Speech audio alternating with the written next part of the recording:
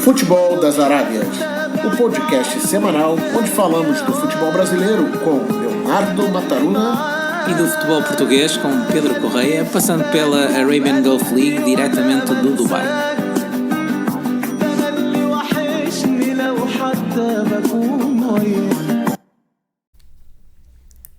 Bem-vindo ao episódio 15 do podcast semanal Futebol das Arábias. Eu sou o Pedro Correia. E eu sou o Leonardo Mataruna. E vamos uma vez mais abordar temas do futebol brasileiro, do futebol português e também da UAE Pro League, do futebol dos Emirados Árabes Unidos. Estamos disponíveis em várias aplicações de podcast e também na grelha de programação da Rádio Estádio, em radioestadio.pt para todo o mundo. A semana passada tivemos um problema técnico que nos impediu de ir para o ar, mas esta semana já estamos em condições de retomar com o nosso podcast semanal Futebol das Arábias e a começar, Léo, por falar de um tema que sugeriste para hoje em relação ao Brasil, que tem a ver com o turismo no futebol. É verdade, né? Quando a gente fala em futebol, a gente fala em paixões, e essas paixões movem as pessoas pelo mundo, né? Então, assim, na Europa é muito fácil falar de, eu vou ali, rapidinho, dou um pulo ali na França para assistir um jogo, ou dou um pulo na Inglaterra para assistir um clássico. É claro que também falta o que chamamos no Brasil de bufunfa, né? Dei muito... Em Portugal, arame. O arame.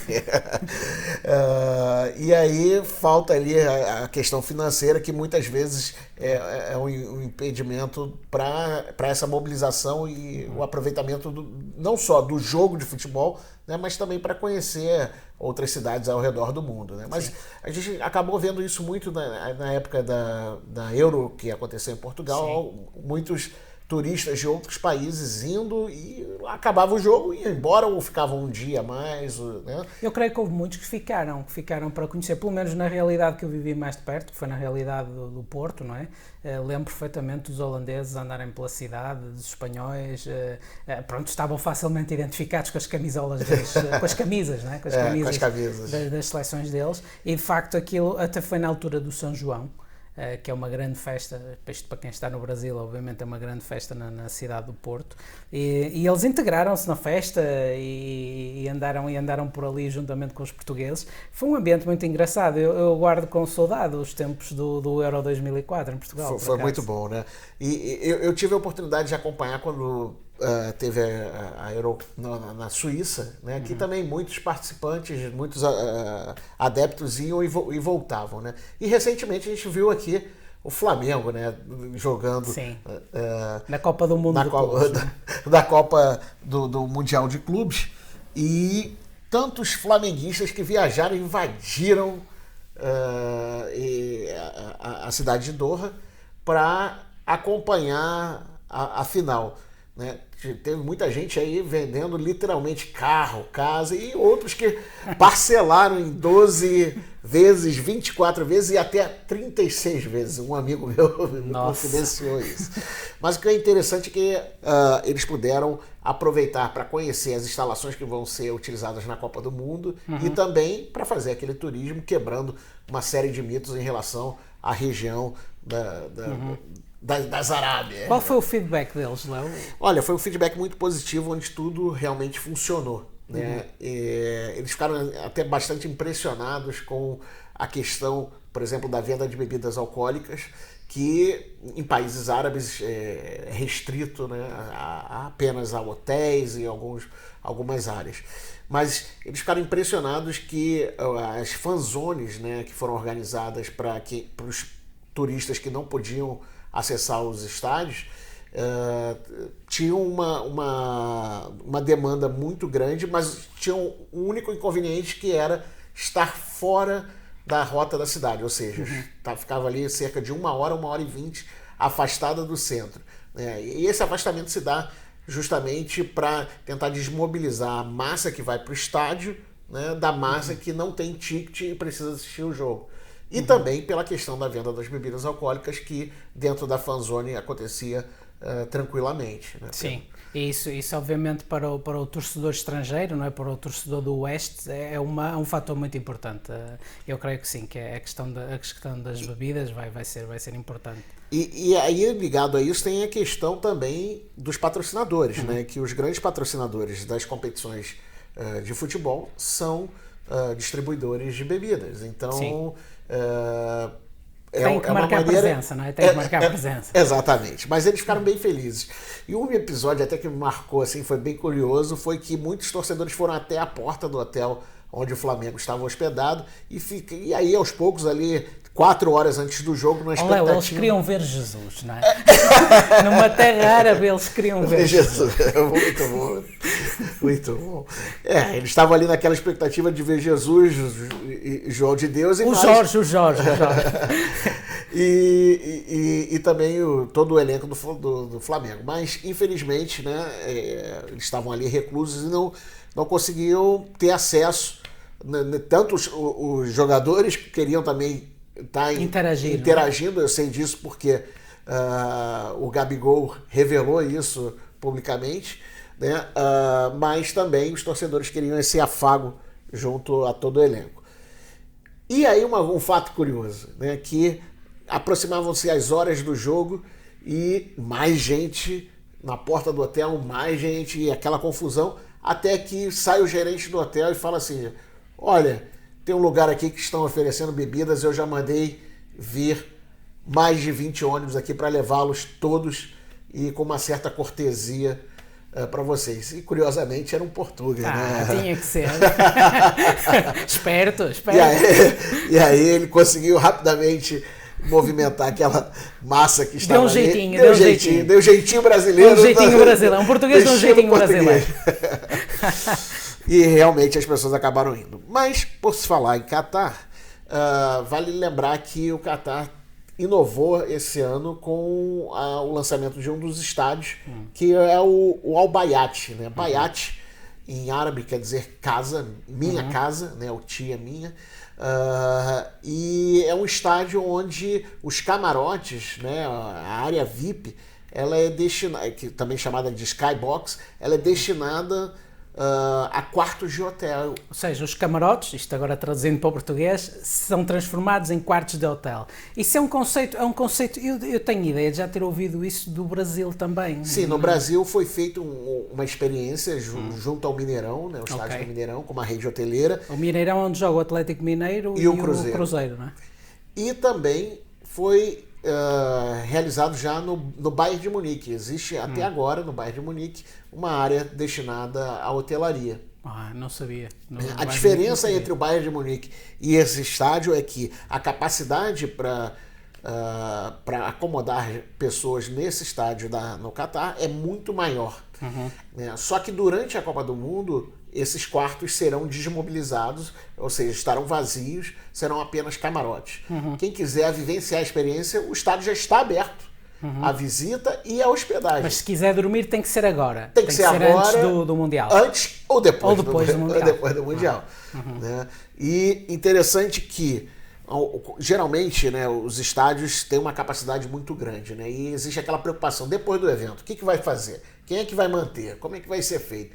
Então, sim, há pouco falavas do Euro 2004, nós tivemos esse problema no Euro 2004, nós temos alguns estádios, nomeadamente o do Algarve, o de Leiria, o de Coimbra de certa forma, o do Aveiro também. Temos alguns estádios que têm problemas de utilização no pós Euro 2004, problemas graves de utilização, porque a maior parte do tempo estão vazios, dado que as equipas que teoricamente jogariam lá não estão na primeira divisão, e mesmo que estivessem, em alguns casos, seria complicado encher estádios de 30 mil lugares, não é? E essa é uma questão interessante para abordarmos, o reaproveitamento de alguma forma do equipamento que já existe, não é? que está lá e está feito, como é que se pode de alguma forma rentabilizar esses espaços. É uma reflexão interessante, acho eu. E assim, a gente está acostumado a ver na Europa a questão dos estádios com museus, por exemplo, né? Então muitas pessoas vão ao estádio e visitam o museu, né? E aí faz aquele tour bacana. Mas existe também essa possibilidade, essa nova possibilidade de se hospedar. Mas a reutilização desse espaço para a comunidade, né, é algo que vem sendo discutido pelos grandes gestores e estudiosos no assunto, não só de turismo, porque se discute como atrair mais as pessoas, mas também os estudiosos da área de gestão.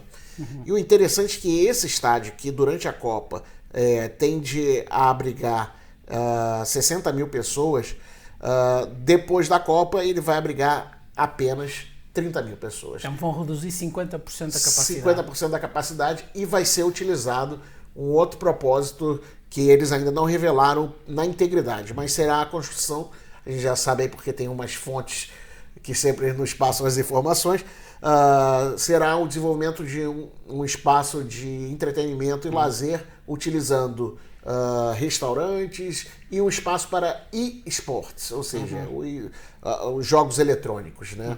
Que também agora é uma grande tendência, né? Muito pouca gente sabe, mas a indústria do e-sport é maior do que a indústria fonográfica, ou seja, a indústria de música, e maior do que a indústria de filme. Então você imagina, né? A gente sabe que tem o jogo que a gente gosta bastante de jogar ali no videogame de futebol, né? Essa diversão, na verdade, é muito mais do que uma diversão, é um próprio business que agora começa... É uma modalidade já. Já é uma modalidade, sim. E provavelmente vai estar nos Jogos Olímpicos de 2024. E aqui no Médio Oriente, que é daqui que estamos a gravar o podcast, aqui no Médio Oriente o e-gaming também tem tendo em conta as condições climatéricas que se fazem sentir em grande parte do ano, o e-gaming também tem uma prevalência enorme. Os jovens gostam muito de jogar computador, eu diria que em alguns casos até gostam demais, porque depois também torna-os extremamente sedentários, é mesmo levado muito ao exagero, mas eles gostam muito de jogar esportes e pode ser de facto muito interessante tentar converter esses equipamentos para de alguma forma poder albergar essa nova modalidade, digamos assim, que também tem a ver com o futebol, no fundo, não é? Uma das adaptações, eu dou sempre o exemplo do estádio do Lille, né, na cidade de Lille, na França, que ele é multiuso, é um estádio de futebol, mas ele é multiuso. A relva, né, ou seja, o gramado, ele sai por inteiro para a entrada de um tablado que pode ser usado para jogos de tênis, para concertos, né, ou seja, para outras finalidades que ajudem a manter aquela instalação. E por falar de reutilização da instalação, eu sempre também comento a questão do sambódromo, né, lá no Rio de Janeiro, a passarela do samba. Existem os camarotes que durante o ano ficam vazios, certo? Não, errado.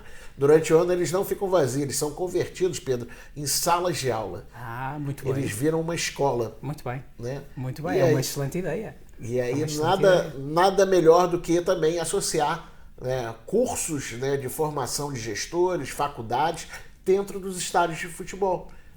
É um tema apaixonante, sabes, Léo, e falarmos sobre isso no podcast acho engraçado, porque é uma coisa que ao longo da minha carreira sempre tenho pensado muito sobre isso, que é, imagina, um estádio de futebol de uma equipa normal será potencialmente utilizado 15 em 15 dias para o efeito que foi construído, ou seja, é verdade, para jogos. E durante 10 meses, ou seja, a utilização, se formos a distribuir isto por um ano, a utilização é mesmo muito, muito curta. É um dia ou umas horas a cada 15 dias durante 10 meses. É isto mais ou menos a utilização de um estádio de futebol um pouco por todo o mundo. Então, ainda que a equipa que lá jogue possa lá treinar todos os dias, o que nem é aconselhável, porque senão também estraga a relva, não é?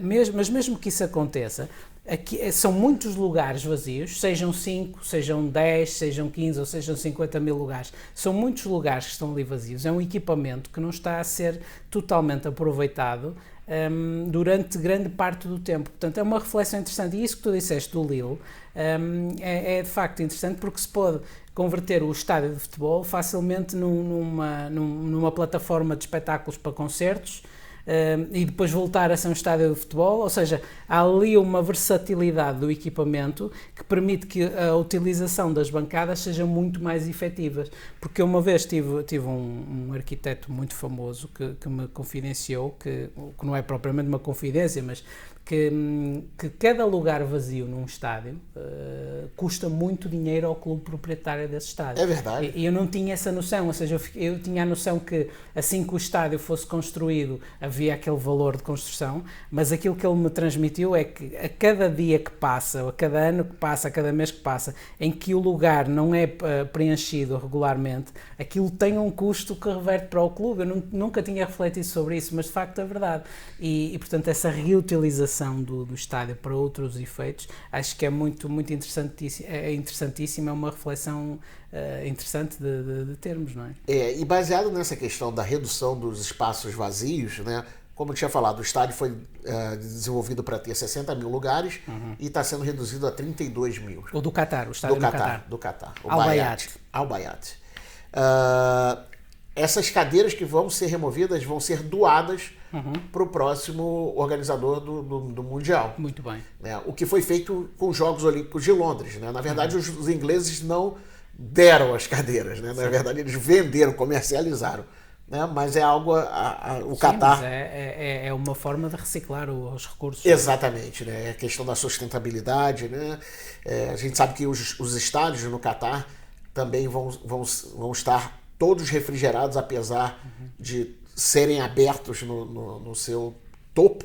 Né? Eles podem também serem fechados por um teto retrátil de vidro, né? Mas eles vão estar abertos. Sim, de qualquer das formas, se eles jogarem no outono, como estão a dizer, entre 21 de novembro e 18 de dezembro, se não estou em erro, é o inverno, né?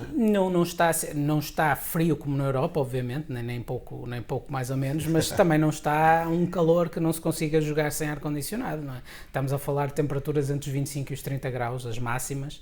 Portanto, é uma temperatura que não é a ideal. Eles dizem que é ideal para o futebol, acho que é 21 graus, acho que é a temperatura ideal.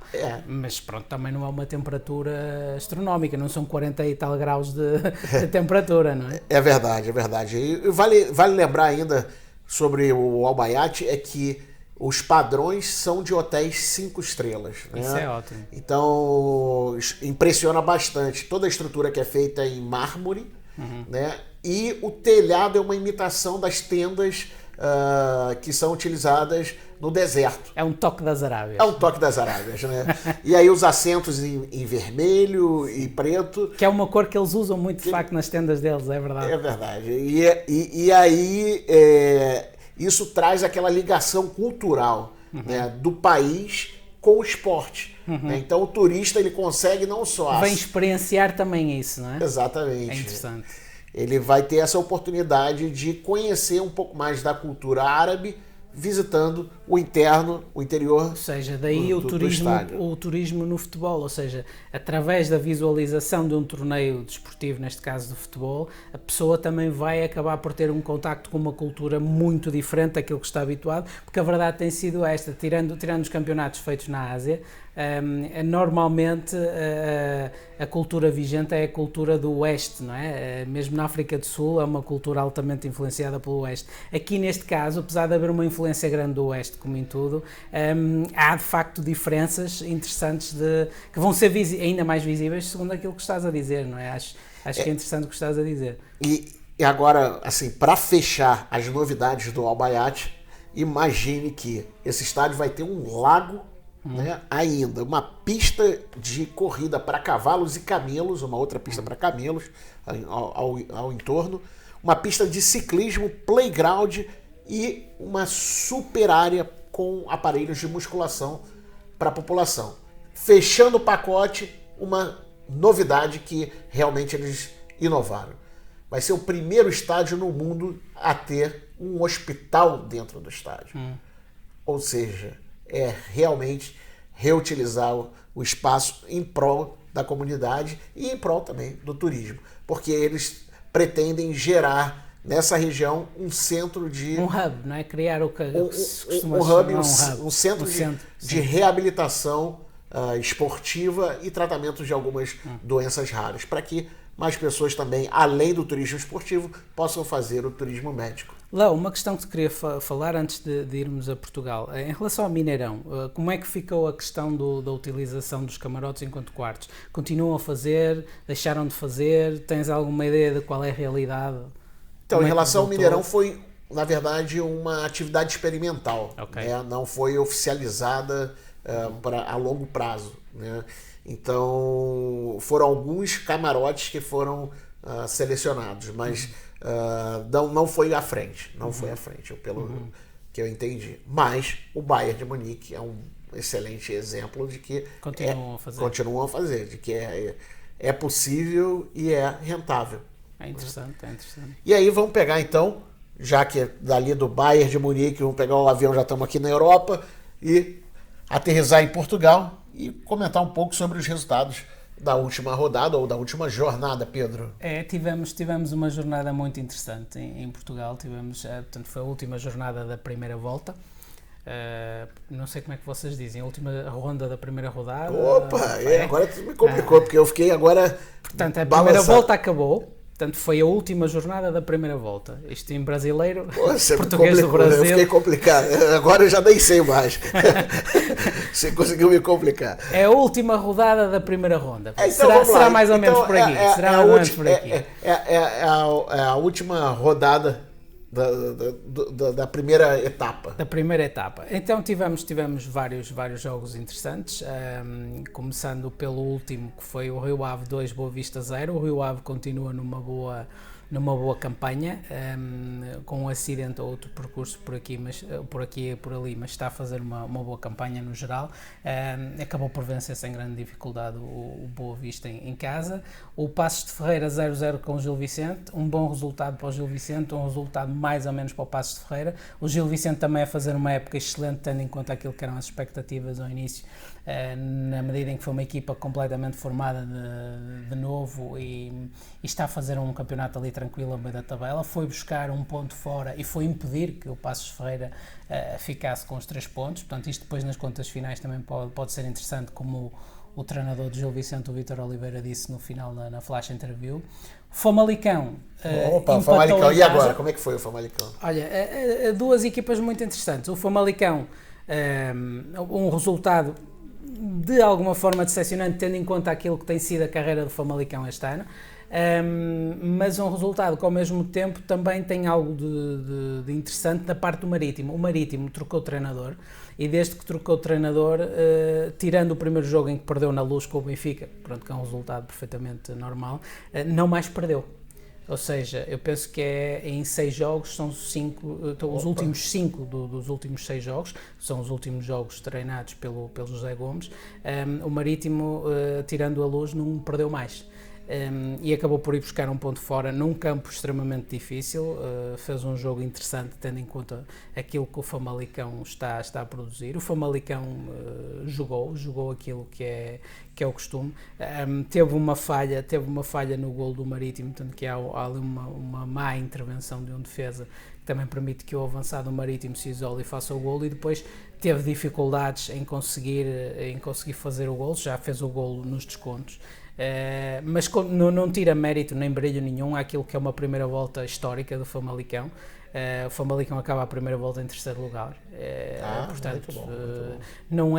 Já não é sequer uma surpresa. Não, pela trajetória que fez esse ano. Se formos ver em rigor, já não é uma surpresa, portanto já começa a ser uma certeza o Famalicão. Pronto, agora qual é a questão? Estamos em pleno mercado de inverno. E obviamente que o Famalicão terá ali muitos jogadores altamente apetecíveis. Eu não diria tanto a nível doméstico. O que é apetecível? Não sei. Apetecíveis são jogadores que são requisitados, são jogadores que são queridos por outros clubes, são desejados por outros clubes. Fiz essa pergunta porque é lá no Brasil. E fazes bem que as pessoas gostam que a gente faça a tradução, as pessoas gostam que a gente faça esta tradução dos termos. Portanto, há ali vários jogadores muito interessantes a seguir. Há o Gustavo Assunção, que é filho do Paulo Assunção, ex-meia do Porto e do Atlético de Madrid. Há um Uroš Rašić, eu penso que ele é croata, se não estou em erro, também é um médio muito interessante. O Gustavo Assunção também é médio. Tem 2 extremos muito bons. Tem uma equipa boa, é uma muito equipa boa, bem orientada por um bom treinador, e é um projeto de clube interessante, tal um pouco como o Rio Ave. São clubes que não são clubes de topo, mas são clubes que se estão a tornar clubes extremamente sólidos. No caso do Rio Ave, já é um percurso de vários anos. No caso do Famalicão, se continuarem assim, também tem as probabilidades de se manterem na Primeira Liga por muitos e bons anos também são grandes, porque tu vês que não é só a equipa em campo, tu vês que o clube, o estádio, a forma como as declarações dos dirigentes do Famalicão, principalmente do dirigente máximo, nota-se que há ali um planeamento, que há ali uma visão e que já há um início de execução dessa visão, claramente visto, e os resultados também já estão a aparecer em campo, que normalmente é o mais difícil, é o que demorará um pouco mais a acontecer, e neste caso com o Famalicão já está a acontecer. Portanto, é um projeto de clube muito interessante. E esse assédio que os jogadores estão aí suscetíveis, eu venho te perguntar, eles acontecem muitas vezes dos grandes clubes portugueses ou de outros clubes europeus que ficam de olho no Campeonato Português? Neste momento, Léo, a realidade é mais de clubes de fora. Até clubes da segunda Liga Inglesa. Da Premiership, do Championship neste caso, do Championship inglês. Porque a nível dos clubes grandes em Portugal, tirando o Benfica, que está com uma capacidade aquisitiva brutal, principalmente para a realidade portuguesa, não é? O Benfica acabou de ir buscar um jogador alemão ao Borussia Dortmund, que não é um clube qualquer da Alemanha, por 20 milhões de euros, o Weigl. Tirando o Benfica, o Porto e o Sporting, por questões de origem financeira, não é de ordem financeira, não têm neste momento uma capacidade por aí fora. Para além disso, há sempre uma constante presença de scouts, de olheiros de clubes estrangeiros, de primeira e até de segunda linha, portanto não estamos só a falar de clubes de topo, estamos até a falar de clubes que não são os tradicionais Barcelonas e Reais Madrid e Arsenais da vida, sim. Portanto outros clubes que estão sempre presentes em Portugal a assistir aos jogos e que conseguem depois recrutar bons jogadores em Portugal por preços que para eles são preços acessíveis, sim. Não é? E que para a realidade portuguesa é ótima também para o jogador, porque o jogador a nível de salário dá logo um salto enorme.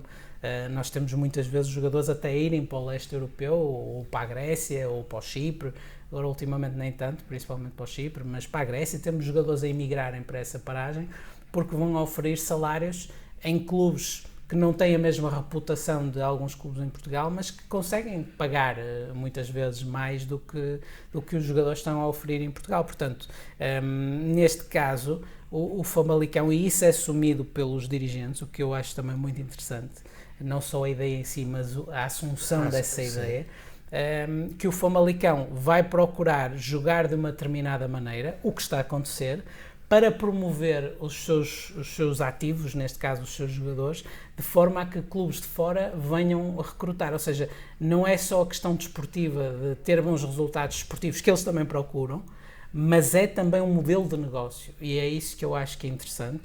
E eu acho que isto também é um case study a nível do futebol português. O Rio Ave também já faz de alguma forma isso e segue um pouco também nessa linha de promoção de uma forma de jogar positiva e depois também através disso o conseguir projetar jogadores para os vender e com isso fazer obviamente encaixe financeiro. Acho muito interessante. Não, muito interessante. Quando você falou case study, eu lembrei infelizmente do acidente que teve da Chape, da Chapecoense, né? E que se desdobrou no documentário Para Sempre Chape, né? Vinculado na Netflix. Eu assisti, é um documentário de 2018, eu tive a oportunidade de assistir algumas vezes e reassistir esse final de semana. E lembrei dessa questão da trajetória de clubes que eram clubes pequenos, né? E a subida, a ascensão rápida e os resultados, né? Então a Chapecoense foi um clube que veio lá da Série D e rapidamente ascendeu e chegou na final da Sul-Americana que ninguém esperava, infelizmente teve a questão do acidente. A questão no futebol português, da maneira como eu a vejo lá hoje em dia, nós temos jogadores excelentes e os resultados estão aí, nós temos treinadores excelentes e os resultados estão aí. Isto não quer dizer que todos os treinadores portugueses são bons ou que todos os jogadores portugueses são bons, não é isso que quer dizer, porque por exemplo no Brasil criou-se a dada altura até um pouco esse mito, qualquer treinador português serve, não é bem assim, mas é muito assim, como também há aquele mito de que todo brasileiro é bom de bola, não é verdade, também há brasileiros que não são bons de bola, mas A verdade é que há muitos brasileiros que são muito bons de bola e vocês são o país, para mim, berço em termos de talento, são o país mãe, não é? Em termos de talento a nível de futebol, porque o vosso talento nasce em todo lado e depois às vezes é mais trabalhado ou menos trabalhado, isso também é outra discussão, se o trabalho sobre o talento está a ser bem feito ou se está a limitar o talento em vez de o potenciar, isso é outra discussão para essa é uma discussão que a gente pode trazer no podcast da semana que vem. Num próximo podcast pode ser interessante, mas voltando à realidade portuguesa, nós temos bons treinadores e bons jogadores, continuamos a ter uma carência forte a nível de dirigismo e essa carência agora começa-se a acentuar mais, porquê? Porque como o treinador e o jogador é tão bom, depois tu vês mais a diferença da forma errática como muitos clubes são geridos. Isto para te dizer, depois quando tu tens clubes como o Famalicão, que nem é um clube de grande expressão a nível de história, é um clube já antigo, é um clube que tem muita gente, mas não é um clube de grande expressão como outros, olha, só para me reportar à primeira divisão, como o Vitória de Setúbal, por exemplo, que é um clube que passa por dificuldades. Mas voltando, o Famalicão e o Rio Ave são dois clubes que têm modelos de gestão extremamente interessantes e que se destacam por isso. É verdade. Porque o Rio Ave há vários anos está na primeira divisão e está sistematicamente nos últimos anos acima do meio da tabela a projetar treinadores e jogadores, porque o Rio Ave passam por lá treinadores e jogadores que depois vão para clubes de outra dimensão e vão para realidades financeiras de outra dimensão, que às vezes não é a dimensão do clube, é a dimensão da realidade financeira, sim. Porque entendes que é diferente. E o Famalicão está a fazer um pouco esse trajeto também, e é muito interessante. São dois casos que eu acho muito interessantes de clubes que têm uma gestão com visão, que têm uma gestão com outras coisas. Voltando aos resultados e seguindo o resto dos resultados na jornada, tivemos o Tondela 1-1 com o Moreirense, um resultado melhor também para o Moreirense para o Tondela. O Moreirense está a tentar de alguma forma reequilibrar-se depois da saída do treinador anterior, que curiosamente veio aqui para a Arábia Saudita, aqui para o nosso lado, para o Altaúno, o Vítor Campelos. O Tondela, acaba por assegurar um empate em casa, vamos ver nas contas finais. O Belenenses, que acabou de trocar outra vez treinador, perde em casa 1-0 com o Vitória de Setúbal. O Vitória de Setúbal também a fazer um campeonato pelo menos acima das minhas expectativas, porque é um clube que passa por muitas dificuldades, é um histórico do futebol português, mas é um clube que passa por dificuldades tremendas anos e anos a fio. É um clube que eu poderia dizer que está em agonia. Agora também tem uma direção nova, vamos ver se consegue tomar outro rumo. Aves 3, Portimonense 0. O Aves apanha uma botija de oxigênio no finalzinho da primeira volta. O Portimonense afunda-se e troca de treinador, portanto sai o Folha, vamos ver quem vem agora. À hora que estamos a gravar, há notícias que será o Bruno Gomes, se não estou em erro. Em relação ao Vitória de Guimarães, 1-0 com o Santa Clara, dois clubes que estão a fazer um bom campeonato. E me diz aí, Pedro, como é que foi Porto e Braga? Porto e Braga foi um jogo inusitado. O Porto falha 2 penaltis, o que eu não me recordo. Olha aí. No mesmo jogo, não me recordo. Falha 2 penaltis e o Braga, o Porto poderia ter ganho o jogo, obviamente, falhou 2 penaltis e se os convertesse à partida, isto é teoria, seria suficiente para ganhar o jogo, mas a vitória do Braga não é desmerecida de todo. O Braga vem fazendo uma boa campanha. Agora, principalmente desde que trocou de treinador, com a entrada do Rubén Amorim, há uma lufada de ar fresco no Braga a nível doméstico, porque o Braga fez uma boa campanha a nível europeu, mas a nível do campeonato nacional estava bastante abaixo.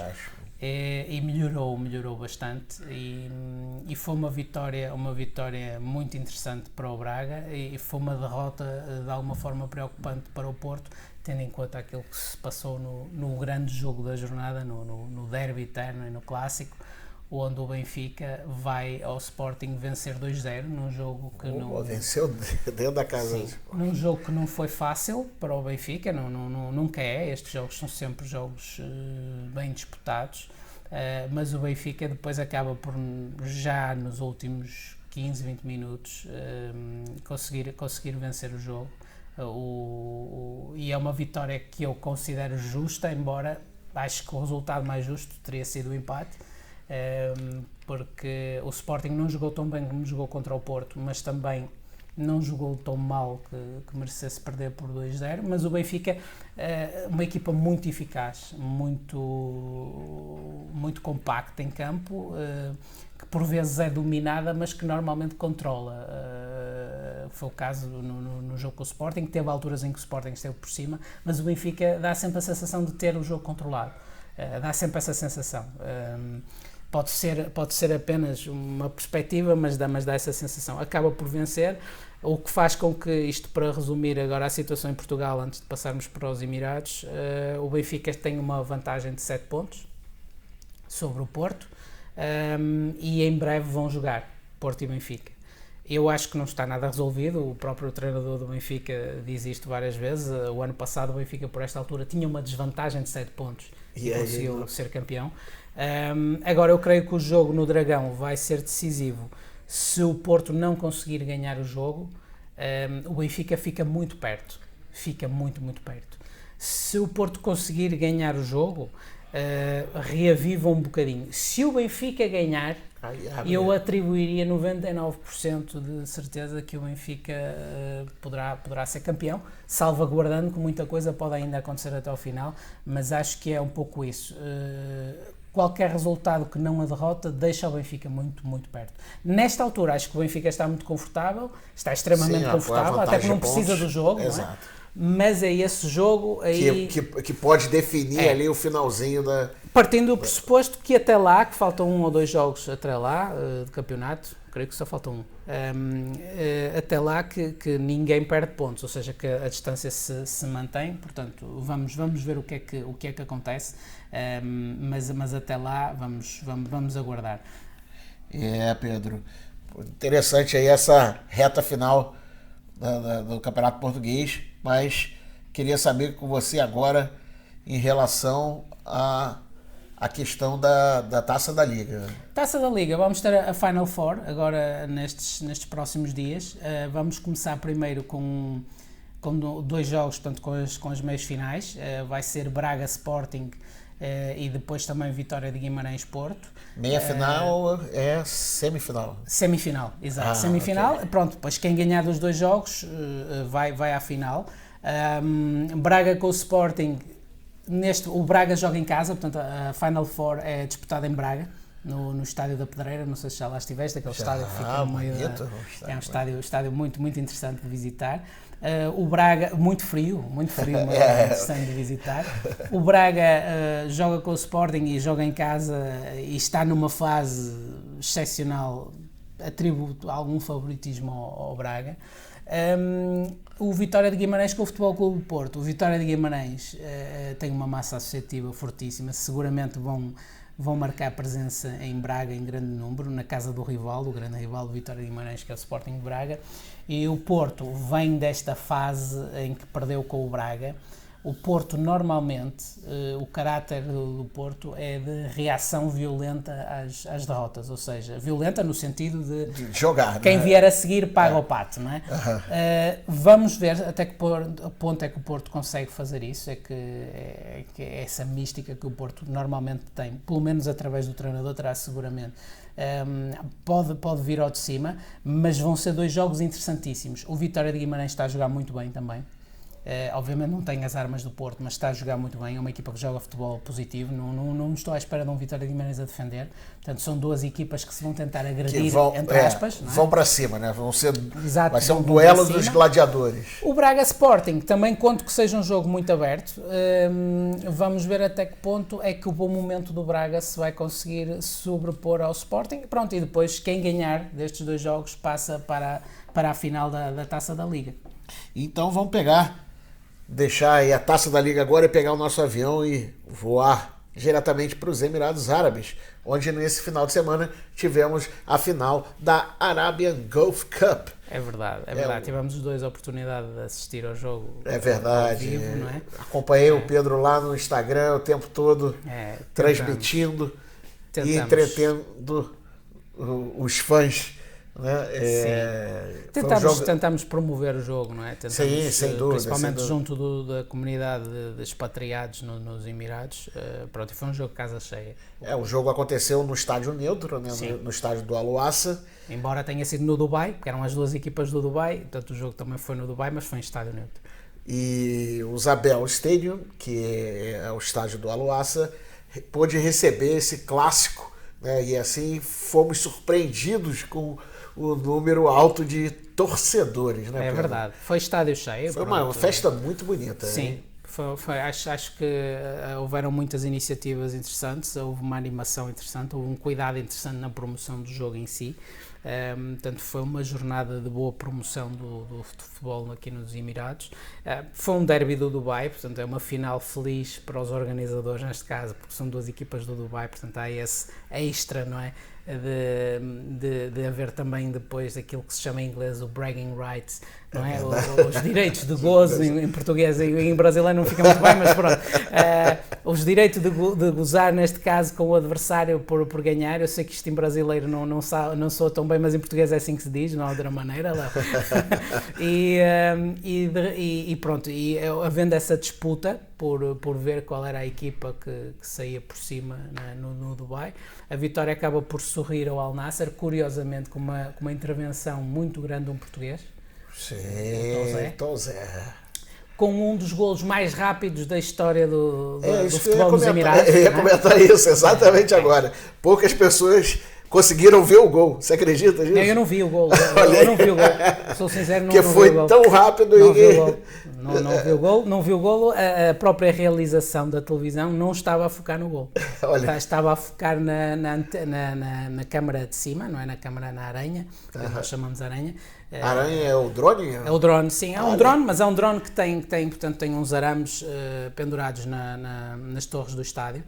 E depois aquilo é operado remotamente. Mas estava a haver um grande plano de cima do estádio no início do jogo. E a saída de bola, o Al Nassr faz gol. Foi menos de um minuto, foi à volta de 30 segundos, exato, 20 segundos ou 30 segundos. Portanto, há uma saída de bola entre o Negredo, o avançado espanhol, e o Tozé. O Negredo corre em direção à baliza do Shabab Al-Ali. O Tozé roda, portanto parece que vai passar a bola para trás, roda, lança perfeitamente o Negredo na frente. A defesa do Shabab Al-Ali não está a contar de todo, nota-se que eles estão completamente surpreendidos. E o Negredo, à saída do guarda-redes, quando os defesas se tentam aproximar, faz o gol facilmente. E põe logo o Al Nassr nos primeiros 20 ou 30 segundos a ganhar 1-0. É um gol que vai para a história também por causa disso, com a intervenção do Tozé. E depois o Tozé faz o gol da vitória já na segunda parte, porque entretanto o Shabab Al-Ali empata, e na segunda parte o Tozé faz o gol da vitória do Al Nassr, e o Al Nassr vence 2-1 a taça da Liga. Pronto. Uma festa muito bonita. E a gente continua agora com a Arabian Golf Cup. Não, agora vamos para a Liga. A Copa não, perdão, pela Arabian Golf League. Sim, vamos voltar à Liga após uma paragem grande.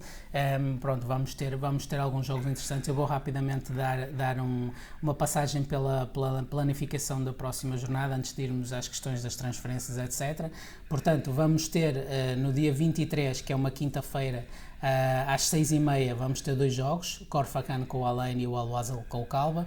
No mesmo dia, quinta-feira, às 9 da noite dos Emirados, vamos ter Al Nassr com o Banias e a Ajman com o Al Jazeera. Depois, na sexta-feira, dia 24 de janeiro, às 6h30 dos Emirados, vamos ter Dafra com o Fujeira e o Arda com o Rata.